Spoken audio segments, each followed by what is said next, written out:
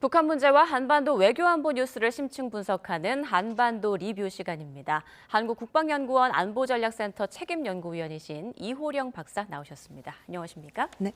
네, 먼저 이재명 대통령 신년 기자회견에서 나온 내용부터 보겠습니다. 이 대통령이 비핵화가 가장 이상적이긴 하지만 이상을 포기하지 않고 대신 현실적인 중단 협상을 하는 것이 좋겠다 이런 말을 하면서 3단계 해법을 다시 강조했거든요. 네네. 조금 더 구체적으로 좀 설명을 해주시죠. 네, 보면 이제 우리가 보통 북한 비핵화 관련돼서 3단계 해법이 많이 논의가 돼 왔었는데요. 예. 이제 첫 번째 단계가 이제 동결이고 그리고 그 전에는 불능화 그리고 비핵화였었는데 예. 이제 이 불능화 단계가 한번 우리가 육자회담을 통해서 이제 실패를 하고 나서 이 두 번째 단계를 뭐로 해야 되느냐, 결국에는 이 부분이 축소가 들어가야겠다 해서 군축이라는 부분을 이제 강조를 한 거죠. 예. 그러니까 결국에는 비핵화의 그 완료되는 시간까지 엄청나게 많은 시간이 걸리니 이제 중간 과정에 북한의 지금까지의 그 질적인 측면, 그다음에 숫자적인 측면 이 모든 거를 빨리 동결을 시키고 그리고 위협 부분을 안정적으로 보다 더 관리하자라는 차원에서 이제 축소라는 부분과 군축이라는 부분을 언급을 한 것 같아요. 네, 말씀해 주신 대로 이 대통령이 핵 군축 발언도 했는데 만약에 북한이 협상에 응하고 군축까지 포함될 경우 논의 테이블에 어떤 안들이 올라갈 수 있을까요? 이제 여기서 가장 이제 중요한 것 중에 하나가 우리는 군축을 최종적으로 비핵화를 가는 중간 과정으로서의 군축의 이야기를 하는 반면에 예. 북한은 군축이라는 이야기를 보면 그동안 주장해왔던 걸 보면 최종 엔드 스테이트로 군축을 이야기를 하는 거죠. 그럼 이 어떻게 보면 한국과 북한이 이야기하는 군축의 기본적인 개념이 이렇게 틀린 단계에서 이걸 협상의 장으로 가져가기 위해서는 어떻게 해야 되느냐가 굉장히 보면 의제 조율에서 굉장히 어려운 것 같아요. 네. 첫 번째 그 수순을 어떻게 맞출 것이냐. 그다음에 수순을 맞춘 다음에 그다음에 그 안에 관련돼서 우리가 우선시하는 부분 또 미국이 이 비핵화 협상 단계에 들어가면 분명히 들어올 텐데 미국이 또 우선시하는 그 부분 간에 또 의제에 또 차이가 있을 것 같아요. 미국 입장에서는 가장 우선적으로 보고자 하는 것이 아무래도 뭐 ICBM 의 캡을 씌우고 숫자 부분에서도 이제 더 이상 그 수량 증대를 시키지 못하게 한다라든지 예. 핵실험을 하지 못하게 한다라든지 이런 부분이 우선순위이겠지만 우리 같은 입장에서는 북한이 전술핵을 운용하는 부분이 보다 더 시급한 부분인 거죠. 위기관리 측면에서 예. 본다면 그러면 이 군축과 관련돼서도 의제에는 이 핵 운용과 관련된 북한이 말하는 전술핵 운용과 관련된 이 부분이 반드시 군축 부분에 포함이 돼야 되는 거죠. 그래서 이 의제와 관련돼서는 보다 더 한미 간의 입장도 조율이 필요한 거고 또 그 앞서서 군축에 대한 근본적인 개념과 관련돼서 한국, 미국 그리고 북한에 대한 어느 정도 군축에 대한 개념에 대한 조율이 필요하지 않을까라는 생각이 듭니다. 네, 한미 간의 의제도 좀 다를 수 있다라는 말씀, 조정을 해야 한다라는 말씀해 주셨는데 얼마 전 미 워싱턴 포스트 사설에서 한반도 비핵화는 더 이상 현실적인 선택지가 아니다 이런 주장이 담겼었거든요. 이 부분에 대해서 조금 더 자세히 설명해 주시죠. 결국에는 지금 보면 앞서서 이제 대통령이 말씀하신 부분이랑 좀 일맥상통한 부분이 있는 것 같은데요. 결국에는 최종 엔드 스테이트로는 비핵화라는 부분이 너무나 명확하고 그리고 그거를 지켜야지만이 미국이 비확산 정책, 국제사회를 통한 비확산 정책을 달성할 수가 있기 때문에 NPT 체제 존중이라든지 북한을 핵보유 국가로 인정할 수 없다라는 부분, 그다음에 북한은 반드시 비핵화를 해야 된다라는 목표는 굉장히 가져가야 될 최종의 엔드 스테이트인 거죠. 그러나 반면에 이제 실질적으로 이 북한이 계속해서 회의장에도 협상장에도 나오지 않고 수량을 계속해서 증대시키고 능력 부분을 고도화시켰을 때 이것이 갖고 올 한반도와 동북아와 그리고 미국에게 직접적인 위협을 가하겠다라고 하는 이런 주장에 대한 위기 관리를 얼마만큼 할 수 있느냐에 대한 이제 실질적인 운영 파트인 거죠. 예. 그러면 이 위기 관리와 관련돼서 위협을 감당할 수 있는 수준으로의 정책이나 조치가 필요하다라는 거죠. 그래서 그런 측면에서의 그 미국의 사설 부분도 그 부분을 강조를 한 거라고 보여집니다. 네, 일단 뭐가 진전이 되려면 북한을 대화의 장으로 끌고 나와야 하는 건데 그렇죠. 다가오는 9차 당대회에서 관련 언급이 있을 수 있을까요? 지금 기조로 봤을 때는 북한이 그 회담장에 나온다라든지 이런 부분이 나올 가능성은 매우 맞을 것 같아요. 왜냐하면 지금 8차 당대회에서 9차 당대회로 넘어가는 데 있어서 9차 당대회의 방향과 기조는 이미 북한이 2023년 그 9차 전원회의 때 이야기한 거죠. 적대적 두 개 국가.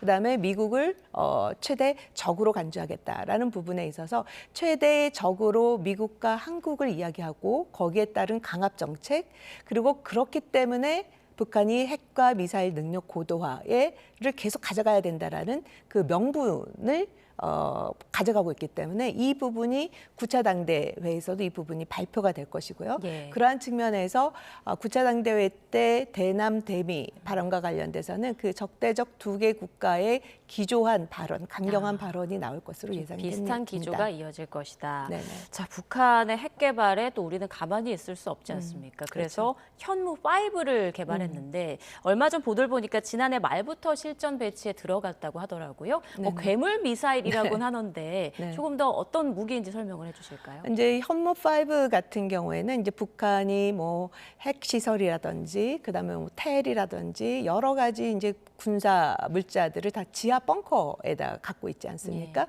이런 부분에서 우리가 공격을 했을 때 북한이 공격을 가해왔을 때 거기에 대한 대응으로 우리는 벙커를 부실 수 있는 그러한 능력을 갖춘 무기를 현무 5에 한 거죠. 그래서 예. 보면은 거의 이제 능력이 전술핵 능력에 그런 버금갈 수 있는 벙커 버스터의 능력을 발휘할 수 있는 그런 무기다라고 보여지고 거기에 비해 이제 그거와 관련돼서 이제 수량을 이제 증대를 하는 부분, 실전 배치와 관련돼서 이제 수량 증대 부분도 이제 많이들 언급이 되고 있는데 그건 왜 그러냐면 북한이 전술핵 운영과 관련돼서 지금 전방 배치에 북한이 그동안 신형 미사일을 개발한 거와 전술핵 운영이라는 부분을 결합을 시켜서 전방 배치 쪽에 지금 배치를 하고 있는 그런 상황인 거죠. 예. 이제 그럼 거기에 대한 대응으로서 북한이 유사시 공격을 했을 경우 우리가 어디에서든 지금 수량이 많은 데다가 어느 위치에 있더라도 북한이 먼저 때렸을 경우 거기에 북한이 반드시